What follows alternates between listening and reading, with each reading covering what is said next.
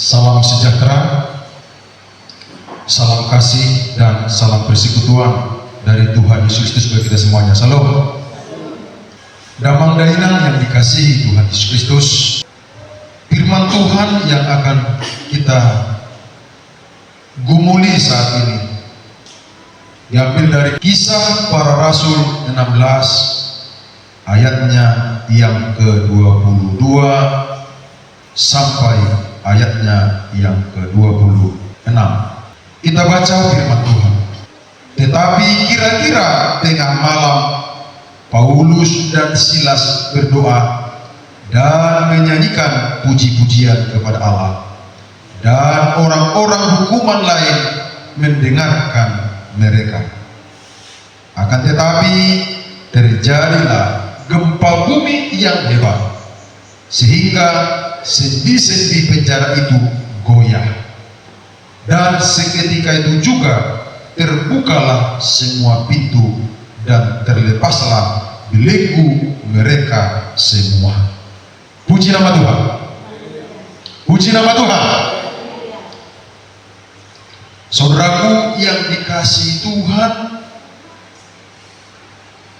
tema khotbah ataupun judul khotbah saya yang mau saya sampaikan pada saat ini yaitu ada kuasa yang dahsyat di dalam pujian dan penyembahan. Kalau kita menyimak kisah yang dialami oleh Paulus dan Silas ini, yang pertama-tama ketika saya membacanya, saudaraku,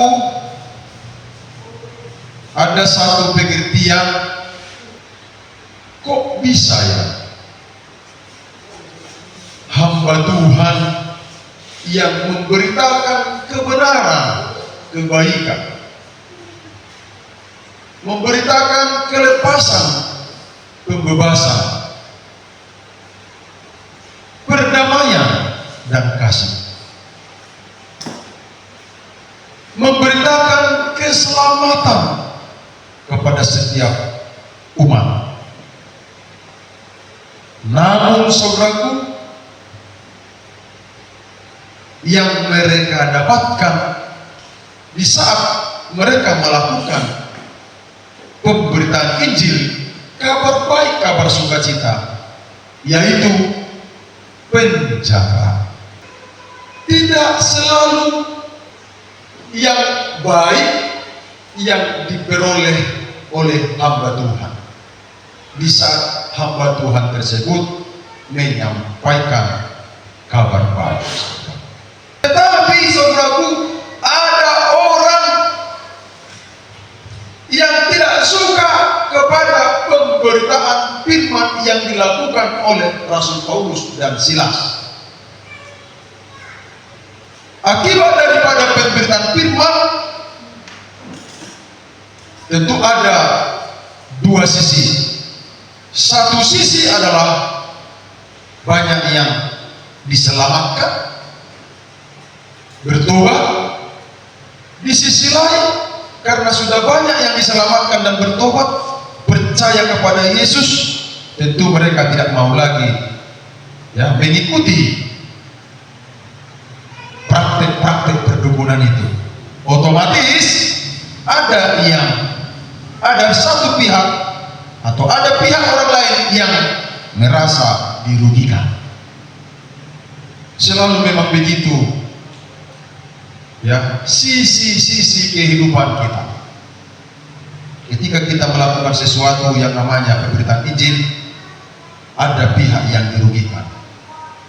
Sebenarnya pihak yang dirugikan ini karena memang mereka di posisi yang berlawanan dengan kehendak Bapa di sorga. Andai kata itu sejalan dengan kehendak Bapa di sorga, tidak akan seperti itu. Pasti akan merasa senang dan bersukacita. Nah, lalu apa implementasi daripada kisah ini bagi kita saat ini, saudaraku? Sebagaimana yang saya sampaikan dalam pembukaan pembukaan khotbah saya ini, ya, ada kuasa di dalam pujian dan penyembahan. Paulus dan Silas,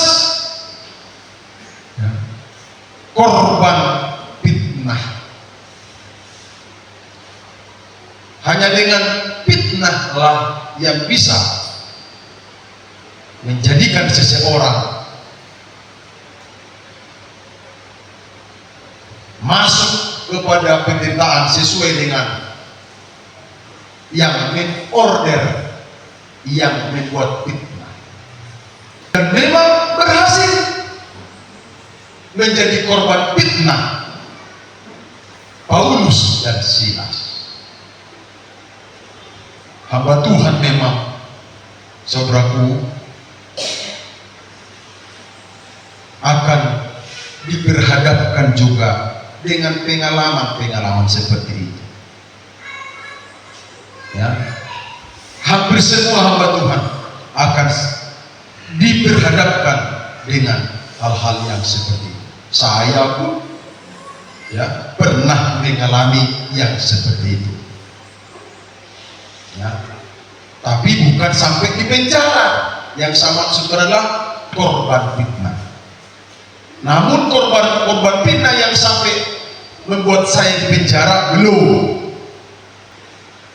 Tetapi saudaraku, andai kata, ya, hal yang serupa dalam pengertian saudara masuk kepada namanya sebuah penderitaan yang saudara alami bukan karena saudara berdosa, bukan karena saudara melakukan sebuah, ya, kejahatan atau sesuatu yang salah, tapi seizin Tuhan saudara masuk dalam pergumulan yang hebat.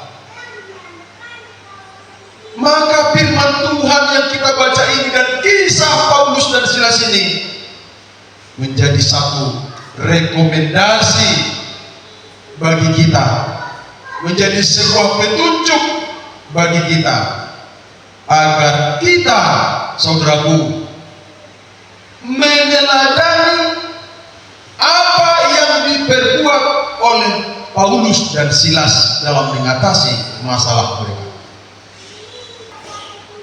Satu-satunya jalan pertolongan hanya dari Tuhan. Tidak ada lagi pertolongan yang bisa menolong Paulus dan Silas, karena memang mereka di posisi yang sangat sulit. Tetapi saudaraku, berita baiknya, Paulus dan Silas punya iman,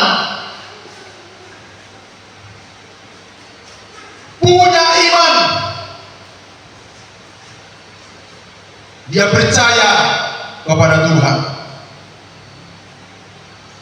dia yakin kepada Tuhan yang memanggil dia menjadi pekerja di ladang Tuhan, yang tidak mungkin Tuhan biarkan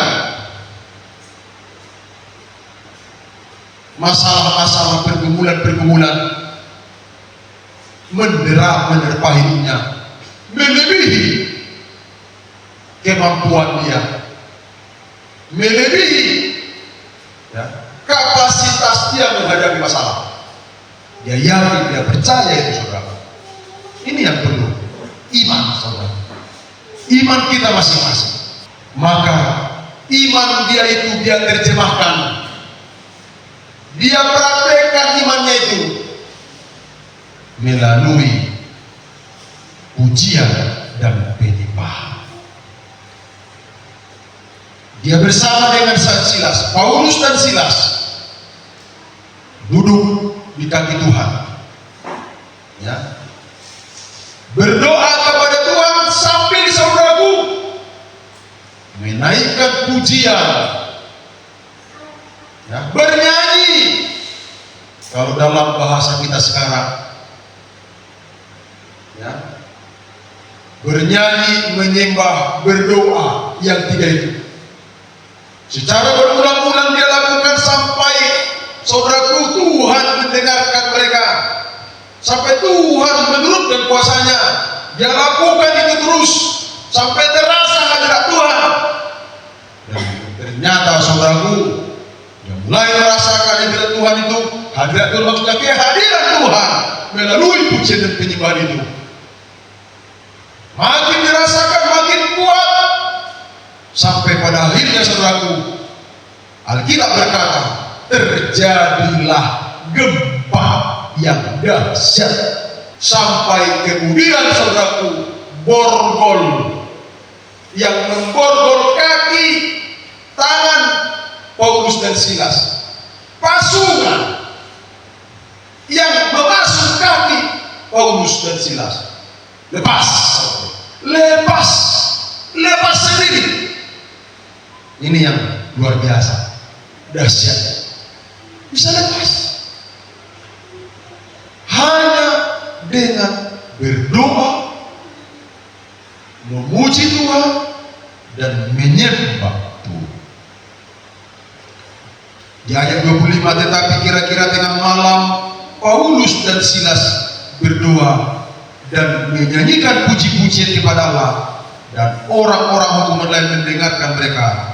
Akan tetapi terjadilah gempa bumi yang hebat, waduh, sehingga sendi-sendi penjara itu goyang, dan seketika itu juga terbukalah semua pintu dan terlepaslah belenggu mereka semua. Tidak hanya belenggu yang membelenggu kaki dan tangan Paulus dan Silas, tapi juga ternyata saudaraku, ya, pintu-pintu, ya, sel penjara juga lepas. Tidak hanya pintu penjara di sel, di kamar Paulus dan Silas, termasuk juga narapidana lainnya atau ya para tahanan lainnya. Tentu saudaraku, ini membuat semacam ketakutan besar bagi kepala penjara, ya, karena kalau semua tahanan telah terlepas kunci selnya, maka akan berpotensi para tahanan ini lari kabur, saudaraku. Tetapi tidak dalam peristiwa Paulus dan Silas. Paulus dan Silas berkata, "Disondohani aman dan lauhami manangna dia." Disondohan, bahasa Indonesia, di sininya kami Pak kepala lapas, kalapas, ya kan? Ada kami di sini. Kami tidak pergi kemana-mana, kami tetap di sini. Ya. Dan apa yang terjadi saudaraku, setelah kalapas melihat, menyaksikan bahwa semua tahanan yang ada di situ masih tak di situ, itu akhirnya menjadikan kepala penjara di Filipi ini bertobat, terima Yesus. Ada men? Ada men? Jadi tidak hanya untuk masa lalu dapat teratasi akibat dari kuasa pujian dan penyembahan, tetapi juga orang lain yang ada di sekitarmu akan juga terberkati. Amin. Akan terberkati. Jadi dua sisi berkat dari pujian dan penyembahan yang kita naikkan, yang kita bangun, yang kita buat, kita laksanakan secara kontinu di rumah masing-masing, keluarga demi keluarga. Maka saya percaya apa yang menjadi pengalaman Rasul Paulus dan Silas juga akan menjadi pengalaman kita semua. Amin. Haleluya. Haleluya. Dan perhatikan baik-baik, saya tambahkan satu ayat untuk meyakinkan, untuk ya memantapkan mengenai kisah yang dialami oleh Paulus dan Silas ini. Dalam Matius pasal yang ke-18 ayat yang ke-18 sampai ayat yang ke-19. Mari dibaca Inang Gembala. Tentang kasihan Yesus sama saudara, aku berkata kepadamu, sesungguhnya apa yang kamu ikat di dunia ini, akan terikat di surga. Apa yang kamu lepaskan di dunia ini, akan terlepas di surga. Iya, terus. Dan lagi aku berkata kepadamu, dan dua orang daripadamu di dunia ini sepakat meminta apapun juga. Ada dua orang, saudaraku, di dunia ini, dua orang di dunia ini. Ya, perhatikan kalimat firman Tuhan ini, saudaraku. Di dunia ini sepakat dua orang saja, saudaraku. Terus permintaan mereka itu akan dikabulkan. Bukankah Paulus dan Silas hanya berjumlah dua orang saja mereka di penjara itu? Mereka sepakat, saudaraku, minta kepada surga agar surga turun tangan membela mereka. Saudara, mereka adalah korban fitnah, ya. Dan kemudian, saudaraku, mereka lakukan itu terus. Habis doa, mengadukan Tuhan, angkat pujian lagi, ya, angkat lagu penyembahan, praise and worship, menyembah Tuhan, ya, doa lagi, pujian lagi, sembah Tuhan lagi. Dan mereka lakukan itu, saudaraku, tengah malam. Jadi disebutkan waktunya, saudaraku, tengah malam. Saya rindu, saudaraku, jemaat-jemaat Tuhan, praktekkan ini firman, lakukan ini firman, ya, supaya masalah-masalah di dalam keluarga teratasi.